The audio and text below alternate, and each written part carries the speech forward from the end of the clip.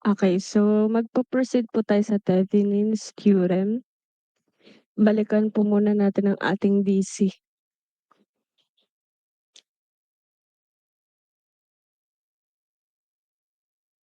Mag-drawing lang po ako ng aking circuit for DC para dire-diretso po tayo.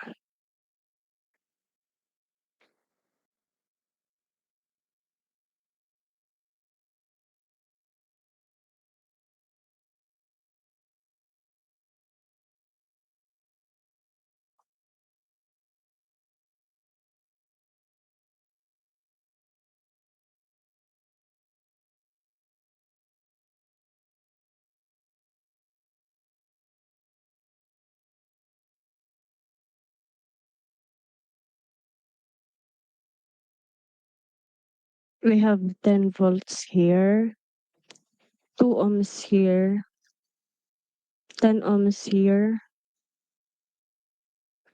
20 volts here, 5 ohms here, and 40 volts here.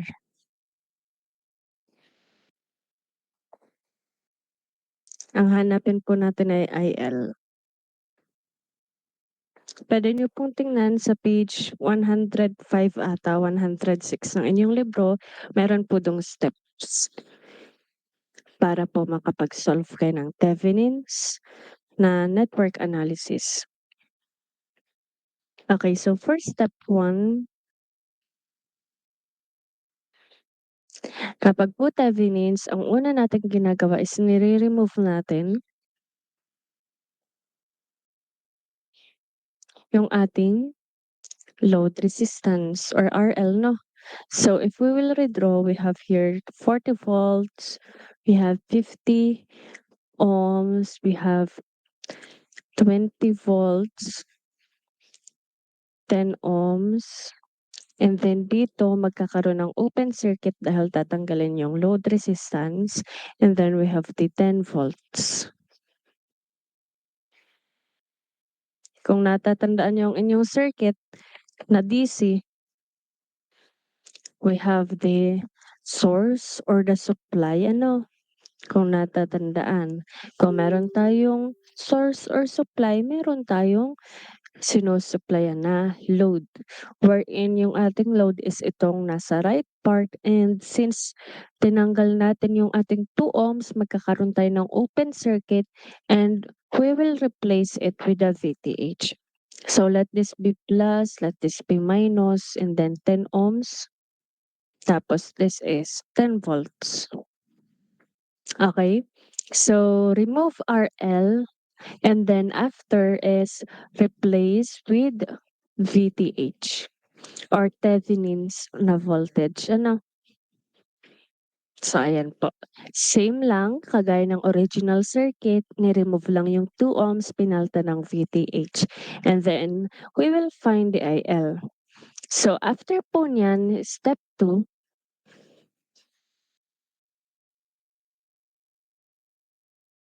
is finding the VTH. So syempre walang value ang VTH, we will find VTH. How can we solve for VTH? Para po ma-solve ang VTH, tayo po ay magke-KVL. Bakit po ma'am kailangan mag-KVL? Kasi we have here I. Kailangan natin ng I para ma-solve yung VTH. So para po mahanap ang I, magke-KVL muna. Dito po tayo sa ating loop 1. At loop 1, pamula sa ground, tataas ng positive terminal of 40 volts. And then, next po, yung ating I sa loop 1, ito, meron siyang 5 ohms resistor and 10 ohms resistor. We have the 5 ohms na resistor with current I, tapos lalabas po siya sa 20 volts na negative terminal. And then after yun ding 10 ohms, kasama pa siya sa loop 1, sa KVL, it will be minus 10, and then ang current niya is I. Equate to 0. Ngayon anong gagawin para po mapalabas yung letter I? Pagsasamahin yung 40 at saka 20 sa ating labas ng circuit, 'no? Tapos pagsamahin natin dito yung 5i at saka yung 10i.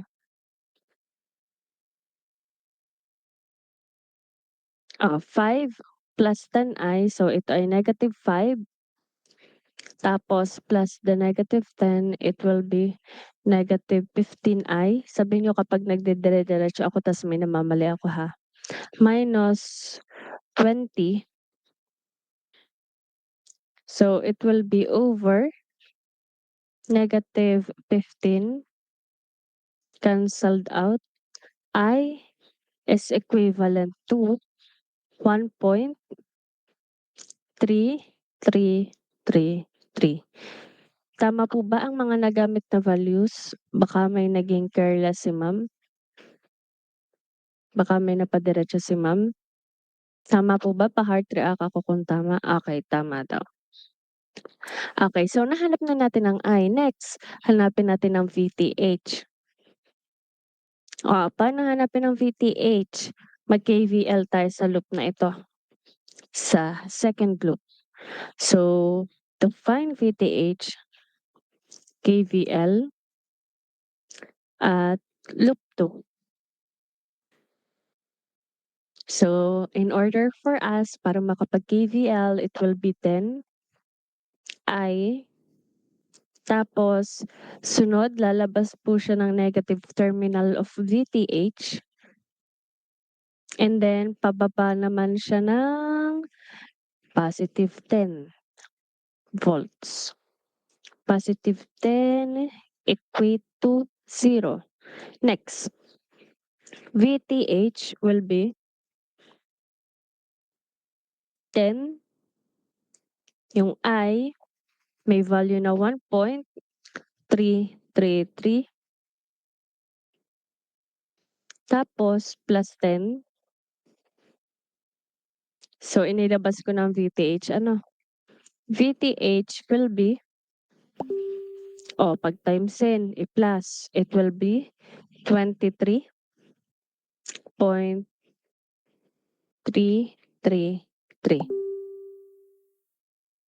Tama po ba? Okay, tama daw. Next, sunod. So next part naman is, so yun yung first and second step. Una, tatanggalin mo ang load resistance or load resistor. Tapos papalitan mo ng VTH or Thevenin's na voltage, then sosolvein mo yung VTH. Next, for our next step,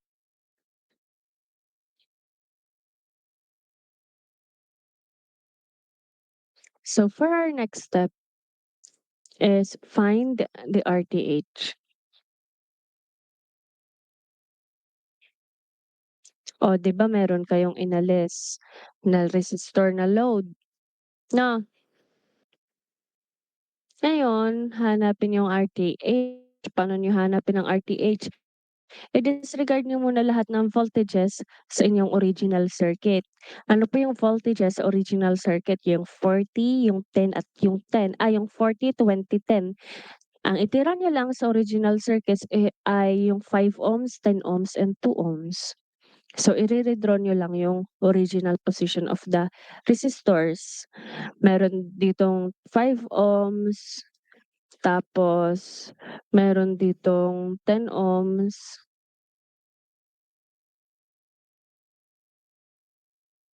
And then, yung ating tinanggalan na load resistance, diyan natin ilalagay yung RTH.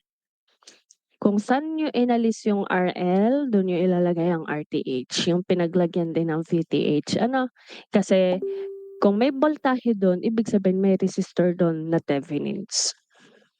Ito yung dati pa ring 5 ohms. Original 5 ohms and then original 10 ohms. So, paano po hahanapin ang RTH? Pangita naman, To solve for RTH, we have 10 ohms, we have 5 ohms. Magkaparallel. Bakit po magkaparallel? May node here. Hindi po yan series. Ano? Bakit po yan hindi series? Yung current flowing dito sa 10 ohms, pwedeng papunta dito, pwedeng papunta dito. Kaya po, parallel. So, it can be 5 inverse plus 10 inverse inverse. Or yung nakasanayan na RTH is equivalent to 1/5 plus 1/10. No? Kung saan kayo sanay na formula. RTH will be 3.3333 ohms. So, yun po yun, no? Yan po yung step 3. Next. So, ang next po is mahahanap nyo ng IL because you have the RTH, you have the VTH. So, ano mamang gagawin for step 4? For step 4, find IL using the new values.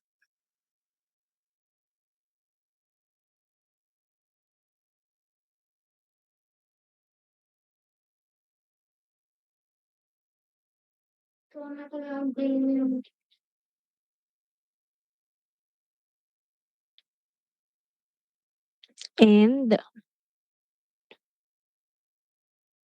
so using the new values and yun pong RL. Yung tinanggal nyo kanina na RL, magbabalik po siya dyan sa dulo. Ano? So, ano po yung na-solve na values? Una, meron tayong na-solve na VTH.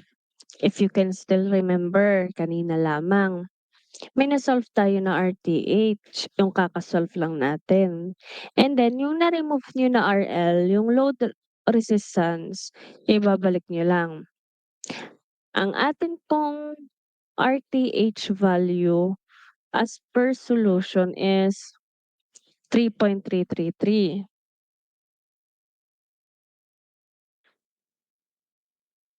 Ang atin naman pong VTH as per our solution is 23.333.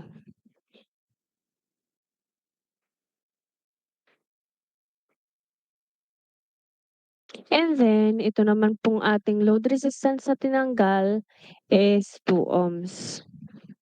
No, check natin baka hindi 2 ohms.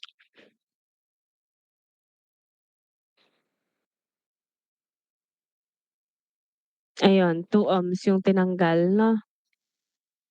Okay. So, paano po hahanapin ang IL? In order to solve for IL, kitang-kita naman kung anong gagawin. Mag-KKVL. Ano?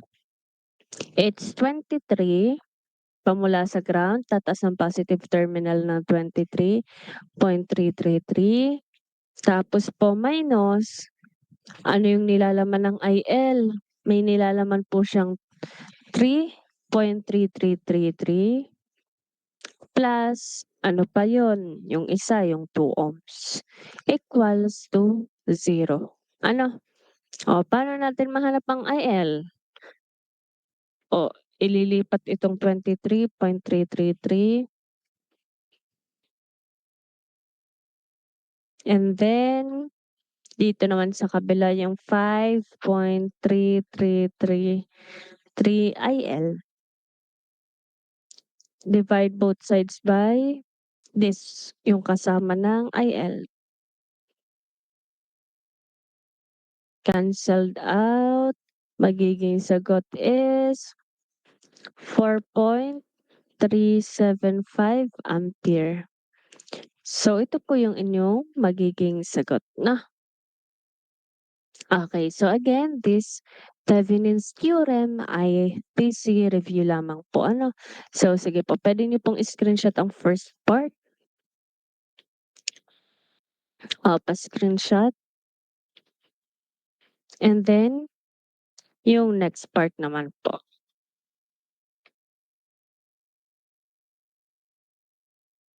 Okay, dito tayo dadako sa ating original or yung main topic for today, which is the AC circuits.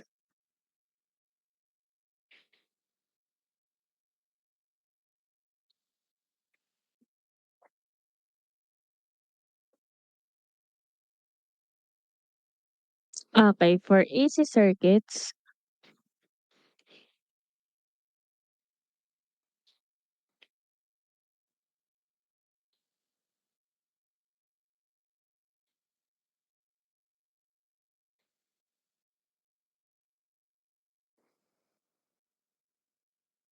mag-drawing lamang po ako ng isang circuit.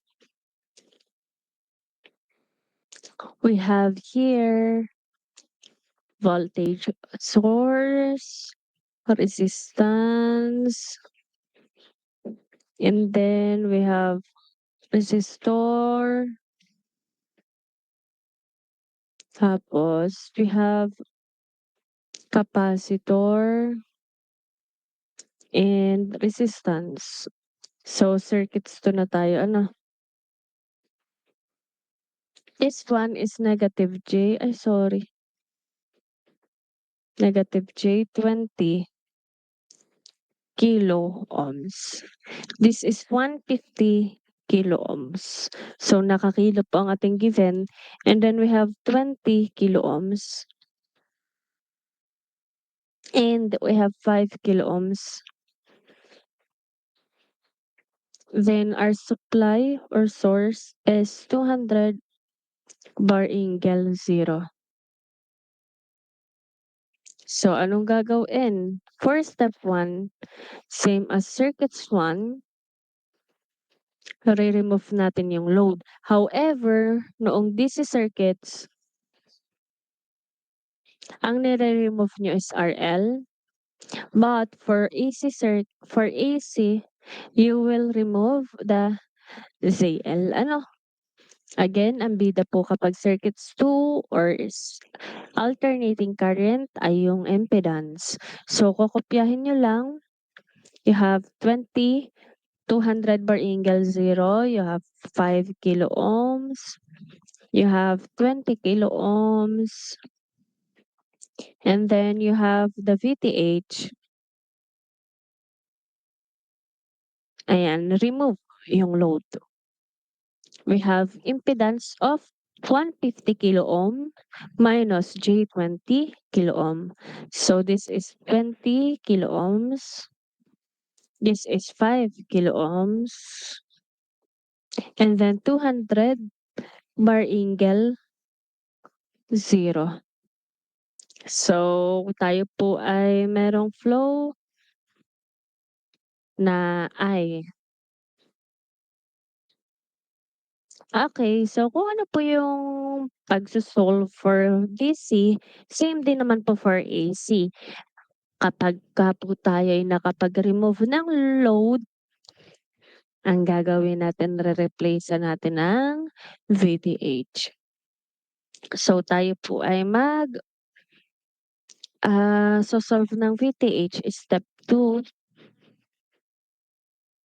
I find VTH. So how can we solve for VTH? Same lamang po ng ating ginagawa for circuits 1, KVL. So yung ating I, current, meron po siyang resistors of 5 kilo ohm and 20 kilo ohm, no? So this, we have negative 5,000.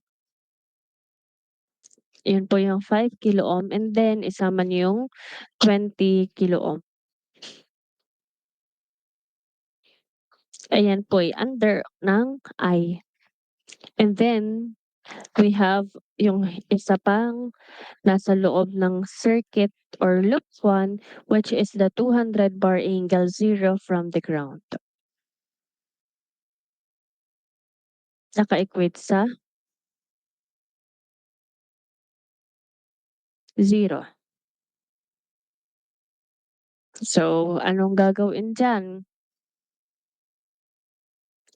Pa-solve po ng magiging, so 25,000 I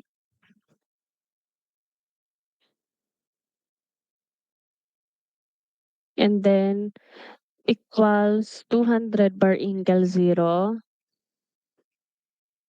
Nagagets naman po ba? Kung bakit naging 25? 20,000 plus 5,000 tapos yung 200 bar angle 0. Then divide both sides by 25,000.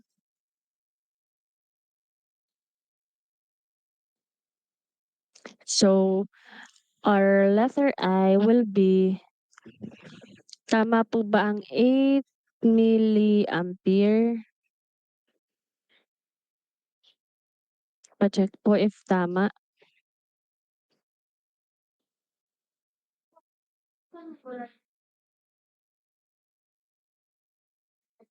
Okay.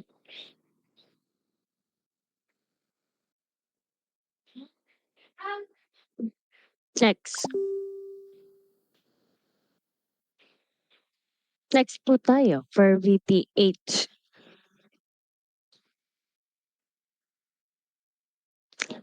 Okay. For VTH naman po, bale para po ma-solve ang VTH, since ito lang naman ang nilalaman ng second loop, as you can see, VTH is equals to na solve na I at saka 20 kilo ohm. No? Bakit? V is equals to I times R. So, yung 8 milliampere and then 20,000.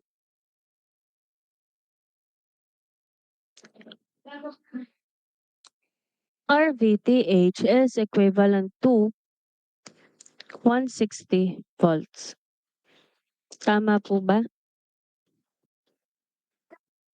Okay.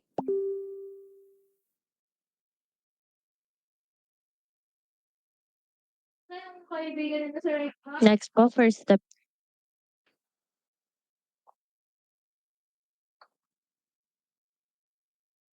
For step 3.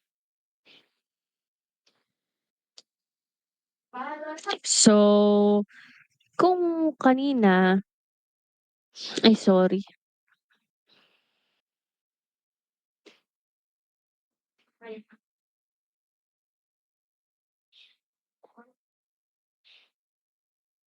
Kung kanina po, nung circuits 1, after natin mag-solve ng VTH, ang sunod nating sosolvehin ay RTH. Same din naman with the circuits 2, no? Paano sosolvehin ng RTH? Disregard the voltages. Isipin lang ay yung resistor. The resistors are the following 5 kilo ohms, 20 kilo ohms, no? Then ito wala pa dito, no? So yung pinag-alisan niyo ng VTH, gagawin niyo siyang RTH. Bale we have here 5 kilo ohms, yung original placement ng 5 kilo ohms and original placement of 20 kilo ohms. And then yung VTH niyo kanina gawin yung RTH. So we have here 20 kilo ohms. We have here 5 kilo ohms. And then, in order for us to solve for RTH, pangita naman kung paano sosolvein, magka-parallel. Therefore, RTH is equivalent to 5 inverse plus 20 inverse. Ari in K ha. 5K inverse plus 20K inverse, inverse. Or pwede rin na RTH is equivalent to 1 over 5K plus 1 over 20K. Our RTH will be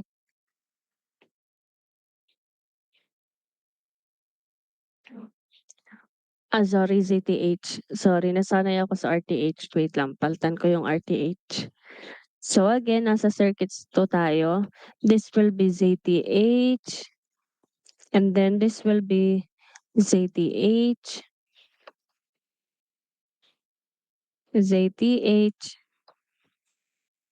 And ZTH. No. So, ayun po. For ZTH, it will be equal to 4,000 ohm.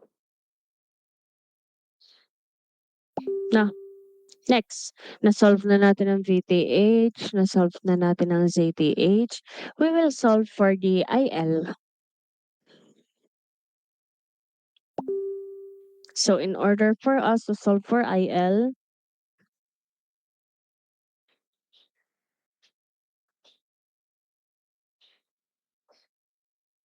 ang sabi ng ma'am, ang gagamitin daw is yung mga bagong value.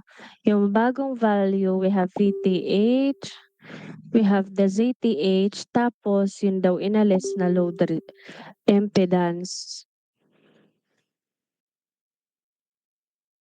So dito, we have an impedance of, kung natatandaan niyo yung first figure, may 150K minus J20K ohm.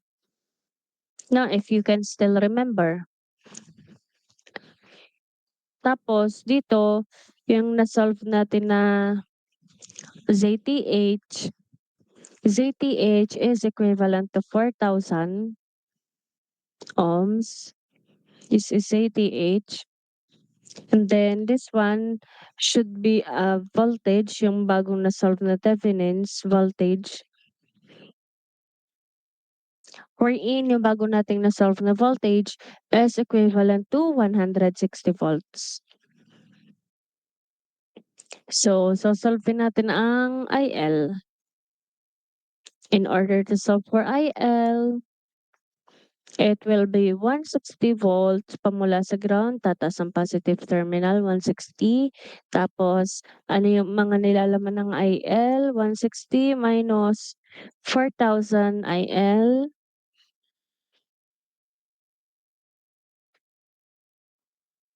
And then, minus the combination of 150,000 minus the J20,000 IL. Then, naka-equate sa 0. No? So, ngayon, ilabas natin po yung kailangang ilabas na voltage, which is the 160 equals, solvein po itong part na ito. Ano po itong part na ito? Ito.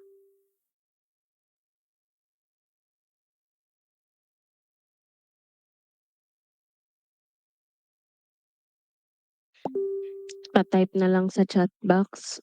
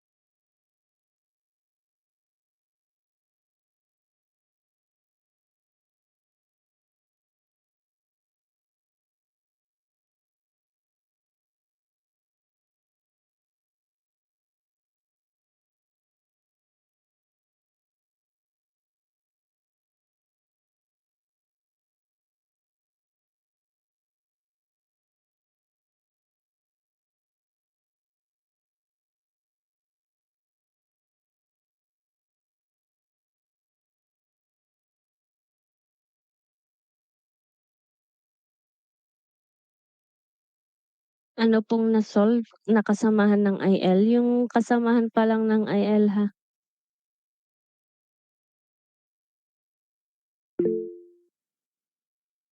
15,400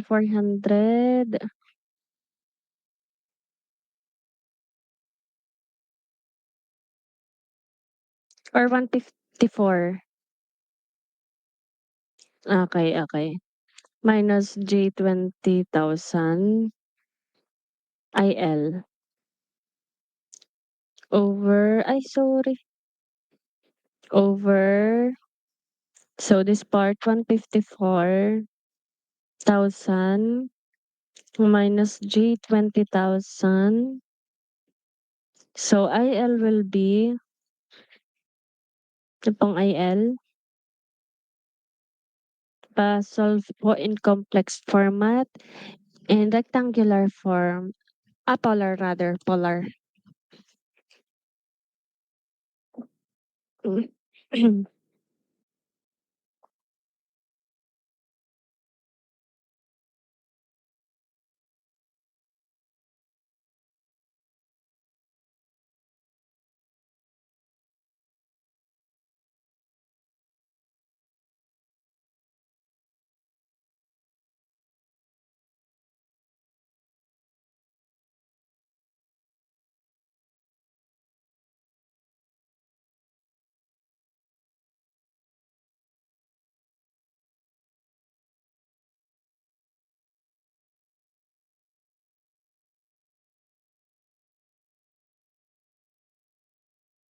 Okay, so 1.0303 bar angle 7.3996 milliampere.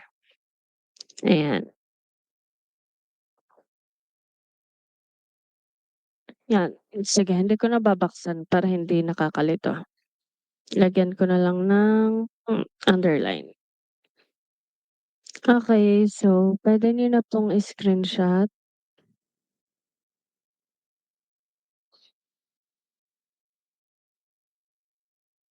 Ay, ito palang AC circuit, sorry.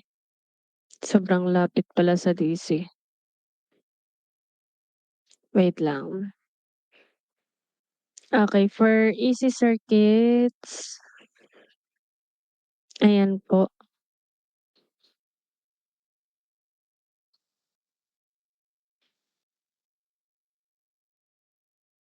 Ayan. Sorry, pa-screenshot ulit, putol pala.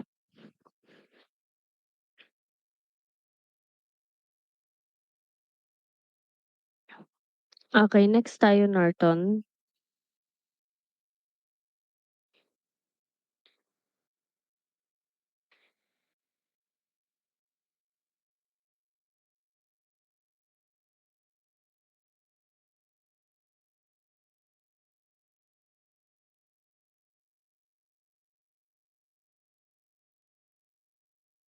Okay, Norton's theorem. So kapatid ito ni Thevenin's.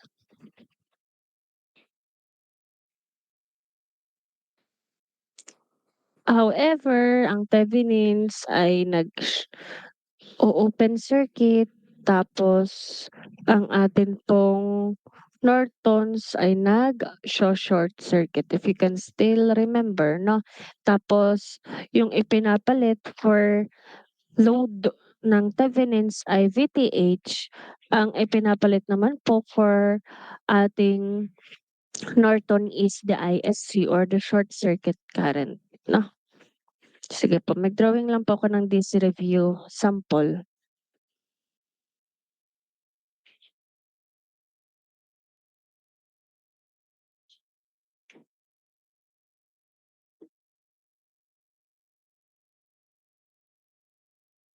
We have here 1 ohm, 1 ohm, 1 ohm,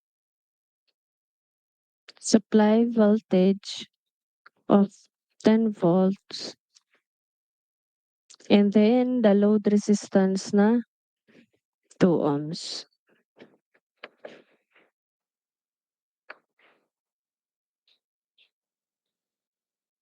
1 ohm, this is 1 ohm, this is 1 ohm, and this is 10 volts. This is node A, we have node B. For this part, ang Nortons, ang load yung nasa right part din, and then papalitan natin yung load ng short circuit current by copying the original circuit. Meron pa rin siyang 10 volts here, meron pa rin siyang 1 ohm here, meron pa rin siyang 1 ohm here. We have here 1 ohm again, and then dito is magkakaroon tayo ng short circuit current or the ISC, which is we have node A, we have node B. This is 1 ohm, this is 1 ohm, this is 1 ohm, and this is 10 volts. Now, by inspection, so we have here the I1, we have here the I2. So by inspection, I2 is equivalent to ISC or short circuit current. Ano? So I2 is equivalent to ISC. And also, we will use mesh to solve for the required na values. No?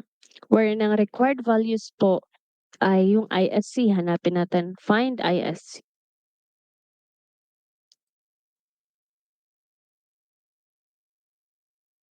Okay, so using mesh,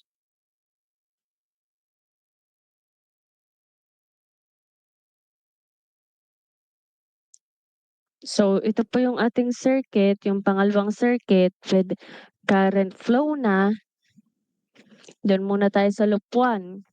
So for loop 1, bababa ng ground, pamula sa ground, tataas ng positive terminal of 10 volts.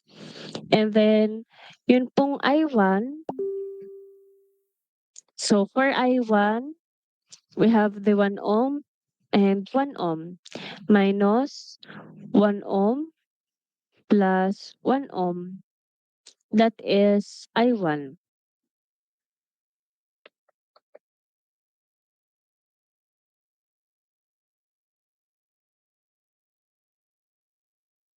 Tapos, sabi ko before, if you can still remember, kapag mesh, 'di ba, kapag mesh merong kabit at asawa.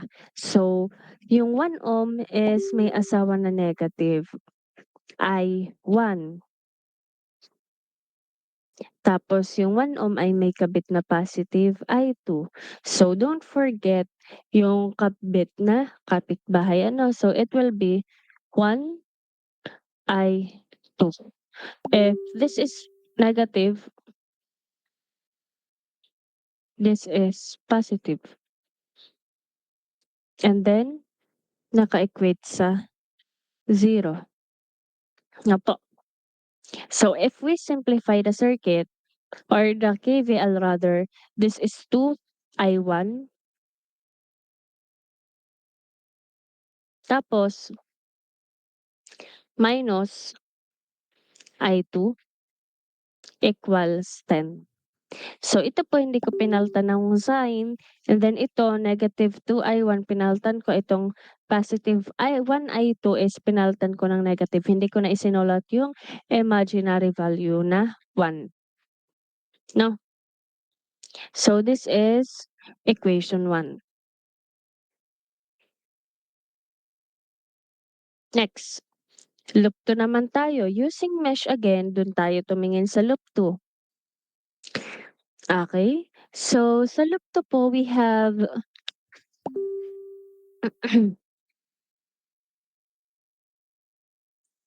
pamula sa ground. Since wala namang voltage, we have I2. Ano? Ano po ang nilalaman ng mga I2? Ang nilalaman ng mga I2 sa loop 2 is 1 ohm and 1 ohm. So, we have 1 ohm and 1 ohm. And then I2. Sorry. Uhaw na. Sorry. Wala kasing tubig kami dito. Okay, so negative 1. So, ang nilalaman po ng I2 is 1 at saka 1. So, 1 plus 1 ay kasama po yung current na I2. Again, as I have mentioned kanina and before sa mesh discussion, kapag po mesh, 'di ba, we have I2 na asawa nitong 1 ohm, which is negative. Kapag po ang asawa ay negative, yun pong ating kabit na kapitbahay is positive. Tapos ang value nung ano po, resistor ay 1 and then yung kabit is I1 na 'di naka-equate sa 0. Next, if we will simplify the circuit, it will be I1 is equivalent to I2. So this is equation 2.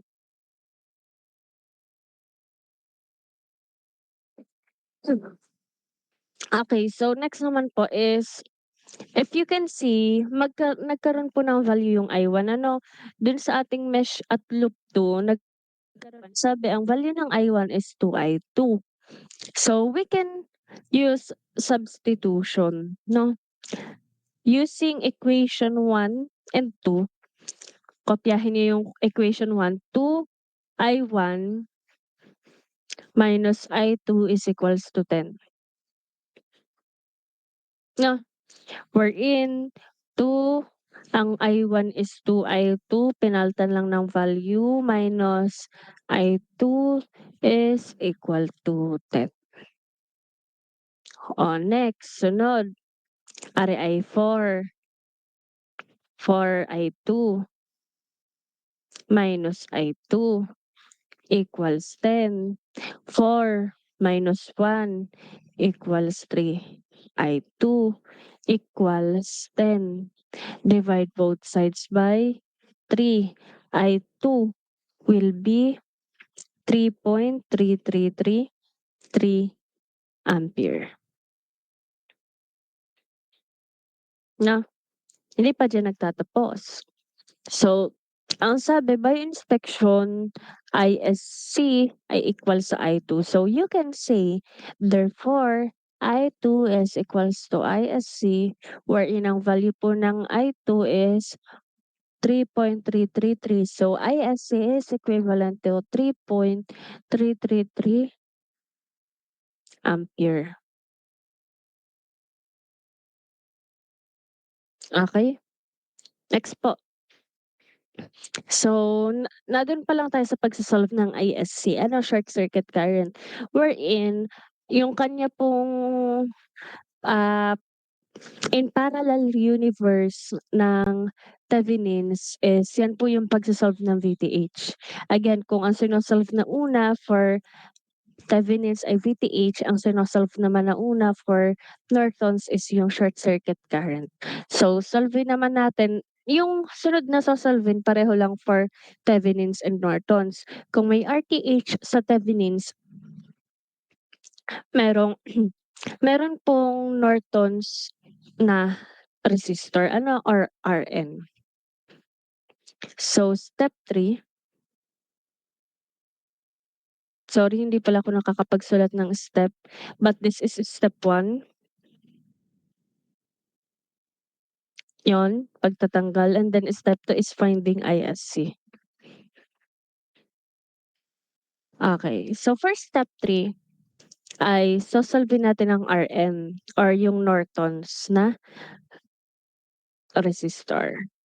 So we have here, ano pong gagawin kagaya ng sa Thevenins, i-disregard niyo muna po yung mga voltages, ang pansinin niyo muna ay resistor. May resistor kayo na 1 ohm, may resistor kayo na 1 ohm, may resistor kayo na 1 ohm. 1 ohm here, 1 ohm here, and 1 ohm here. Now, RN, we have here RN. RN is equivalent to, paano yan? Paano yung 1 ohm, 1 ohm, 1 ohm na yan? Ay, sorry.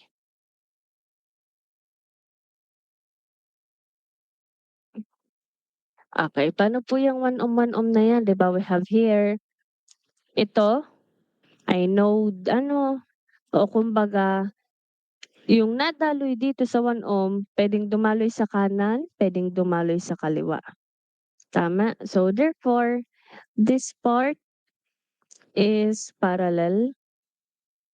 So yung 1 inverse 1 plus 1 inverse is equal to something.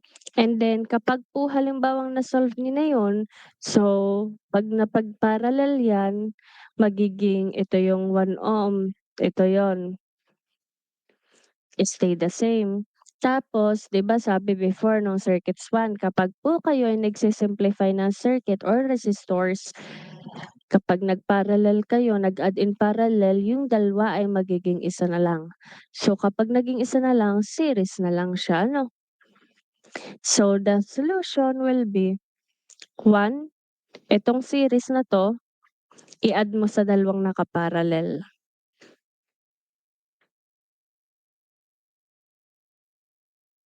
So puwede po rin na ganito, sa nalilito sa inverse formula, 1/1 plus 1/1. Rn will be 1.5 ohm.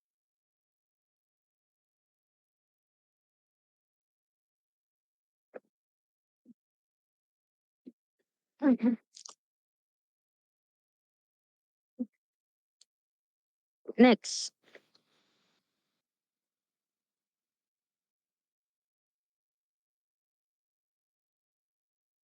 So ang next naman, ang kailangan pala dito is, find the equivalent network, but let's solve na lang for the IL ano. Ang next, ano po yung mga na-solve natin na values? Ang mga na-solve natin po na values are the following. We have here ISC na 3.333, then 1.5. So we have here, sorry po. We have here the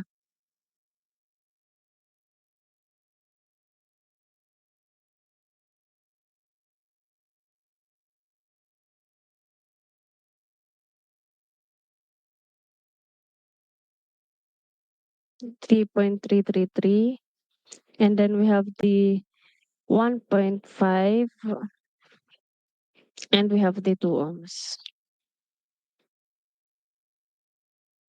This is 1.5. Yun po yung na-solve na Rn.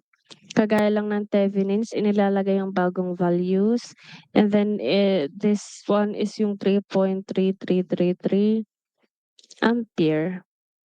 And then this one is 2 ohms. Paano pag halimbawang tinanong find the V of 1.5?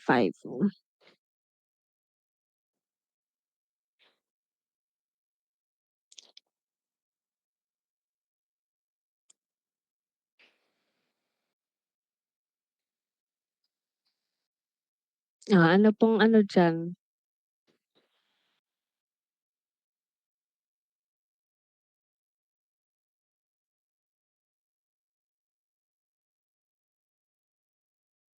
Siya sige, I'll leave it that to your imagination. Punta tayo sa AC kasi hanggang 6 lang akong mag-aano, magdi-discuss. Okey, punta tayo sa AC. Puwede pong i-screenshot ang inyong Norton.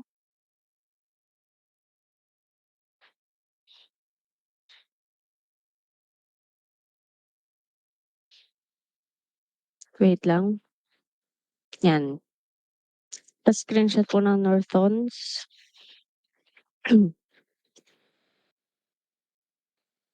Okey, next tayo AC.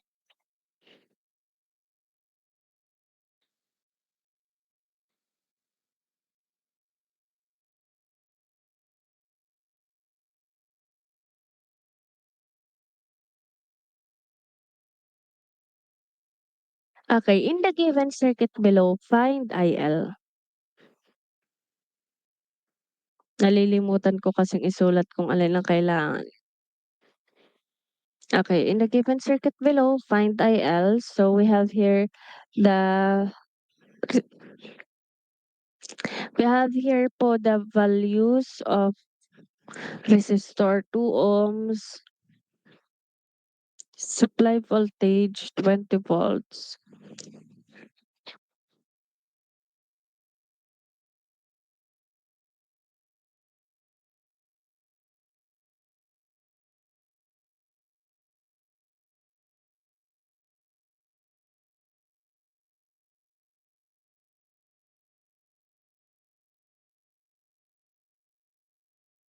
Okay, we have 3 ohms here. We have 10 volts here. Then,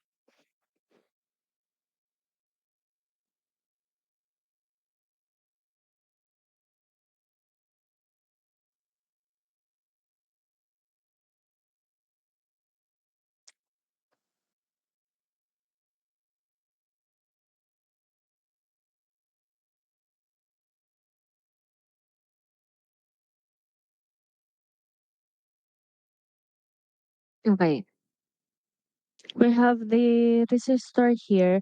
Ang resistor here is,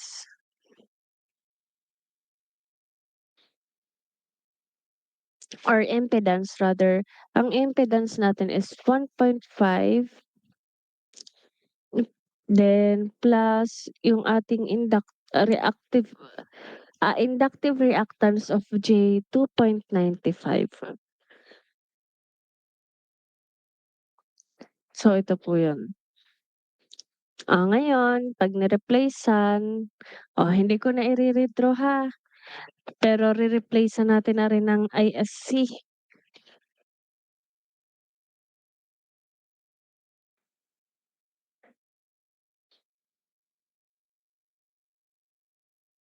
Imagine niyo mawawala ito ano, we have 2 ohms here, we have 20 volts here, and then we have here I1, tapos we have here I2, and then node A, node B. By inspection,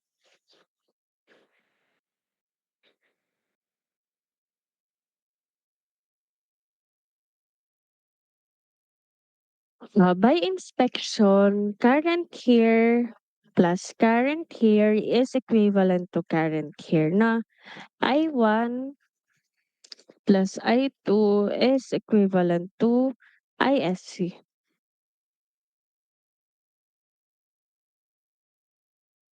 Or, pwede rin po ninyo na, di ba, we have node A, entering, positive,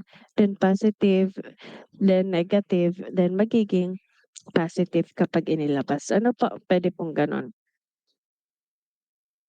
Wherein, yun pong inyong I1, tignan din sa part ng I1. I1, pwede nyo po siyang gawin as, masasolve niya agad ang I1. Bakit? This is resistor, this is voltage. So, VIR lang. Ano? Or I is equals to V over R. Wherein, 20 volts yung voltage over the 2 ohms. Yun yung pumapaloob sa I1. And then, ang pumapaloob naman po sa I2 ay itong part na ito. This is R, this is V. So, plus V over R na 10 volts over 3 ohms. And then, naka-equate sa ISC. So, ISC will be 40 over 3. Or, in a whole number, it is equivalent to 13.3333 ampere. No?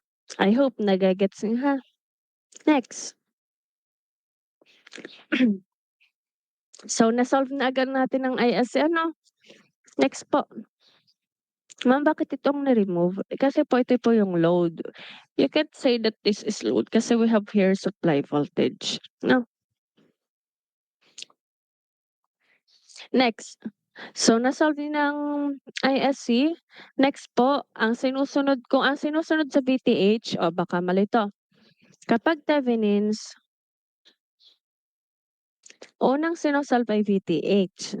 Ang sunod na sino-solve ay RTH. Ang sunod na sino-solve ay RN. Ay sorry, yun na nga pala yun.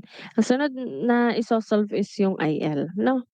If IL ang hinahanap. And then for Norton naman, so for Norton, ang counterpart ng VTH is the ISC or the short circuit current, which is na-solve na natin. And then ang next naman po is yung RN, yung counterpart ng RTH, wherein ito ay Thevenins, ito ay Norton. And then it will solve the IL, no?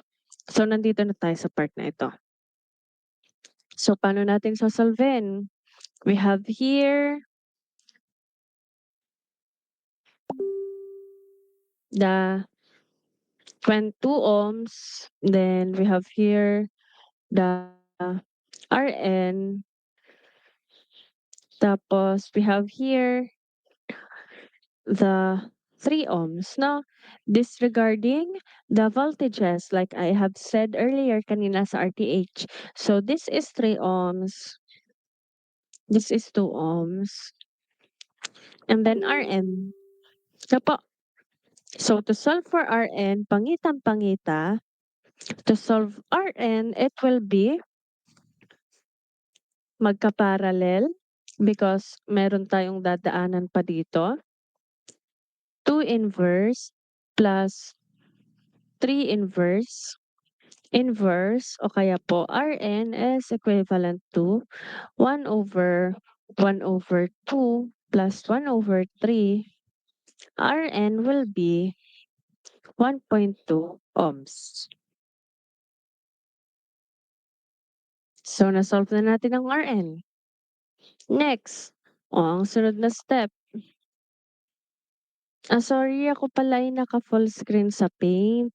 Ako po ay naka-full screen sa ating board. Wala ba akong napuputol na moments? Baka po may napuputol na moments ay hindi ko alam na wala po ba? Pa-heart react if wala. If dire-diretso naman, okey. Next tayo. Sige, ifo-full screen ko na po ulit ha. Mas madali lang 'pag naka-full screen. Next tayo. So, na-solve na natin ang RL, we will solve the IL na.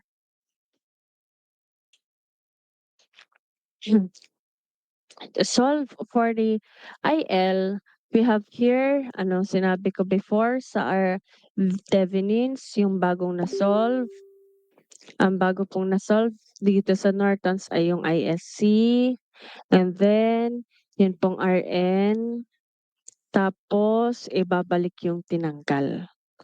Ang tinanggal po ma'am is yung impedance, wherein ang impedance po ay yung nakasulat dun sa leftmost part which is 1.5 and then J 2.95.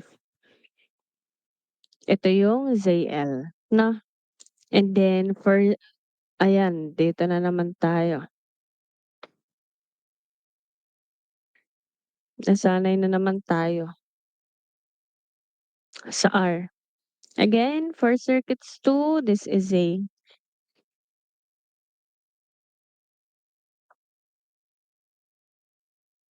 So, Zn is equivalent to 1.2 yung na-solve na bago. And ano pang bagong na-solve? Yung ISC. ISC, yung bagong na-solve is equivalent to 3.3333 ampere. Na? So, to solve, I don't know kung natatandaan nyo pa yung CDT or CDP. Current division theorem, current divider theorem, current divider principle, current division principle, current division theorem, kung ano man ang tawag nyo dyan. Ano? So, paano sosolvehin? Since ang hinahanap ay IL, alin ga po ang IL? Di ga po ang IL ay nadun sa load part. Ay are po ang load part.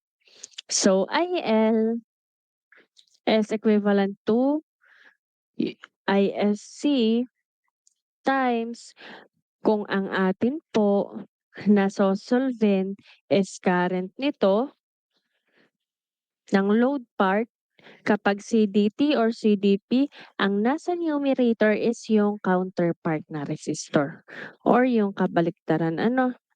So, yun pong Zn over the resistor or impedance of this part, load, at saka po impedance of this part, yung Z total ano or Z equivalent. So, Zn plus Zl. If you can still remember.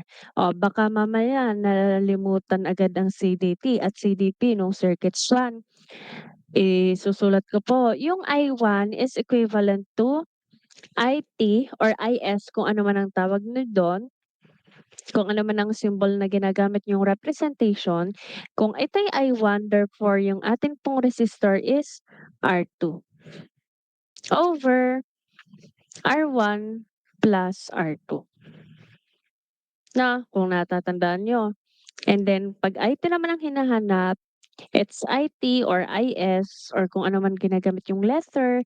And then kung ito'y I2 ang hinahanap, therefore, ang nasa numerator is R1 over the R equivalent of R1 plus R2. No? So, IL, lalagyan lang natin ng value. IL is equivalent to yung ISC po natin ay 3.3333 ampere. And then, ang Zn po natin is 1.2 ohms over yun pong ating Zn plus Zl is equivalent to Zn is 1.2 ohm plus ang Zl po natin is 1.5 plus J 2.95 ohms. Pakikuha po ng IL in complex number in polar form.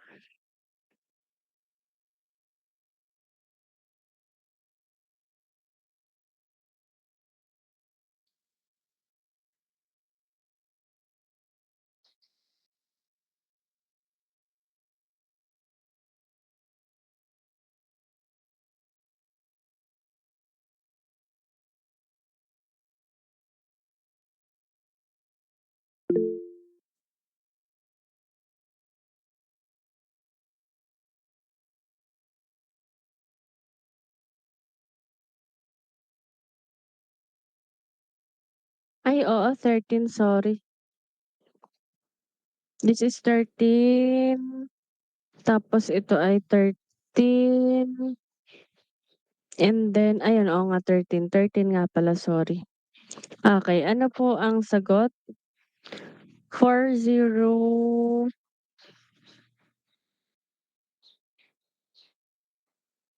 Okay, so ang sagot po ni Ernest ay 4.0009 bar angle negative 47.5336 degree ampere.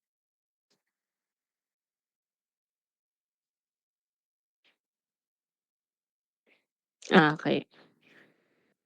So, ayan po yung sagot. Ano, tama naman ang sagot ni Ernest. Okay, so, ayan po.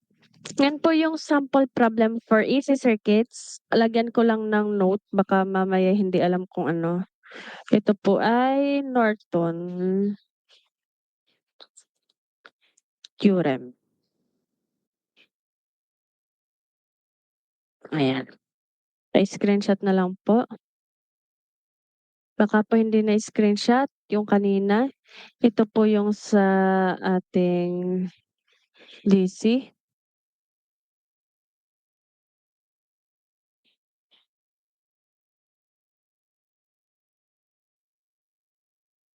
Tapos ito po yung ating Thevenins.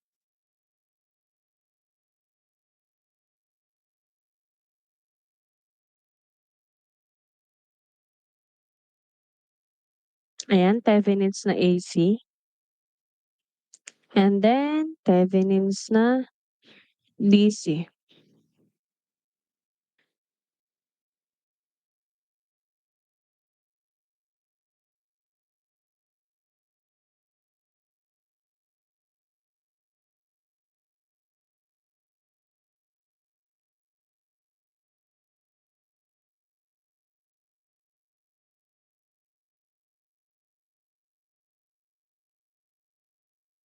Okey. So ayan po, sige po. Okey, sige po. Hanggang dito lang po muna tayo for today, since I have errands to do. Bale next week po, next meeting discussion lang tayo, continue lang tayo ng discussion. Tapos yung mga important dates po ay ipo-post ko sa ating Google Classroom 'no. Kasi may mga important dates na po akong, nailahad. I don't know lang if nasabi ko na sa inyo. Ano po? Sige, I hope po ay natuto sa Tavinins and Nortons. Magkahawig lang naman sila 'no, magkapatid lang. Okay, so ayun lang po for today. Thank you for attending.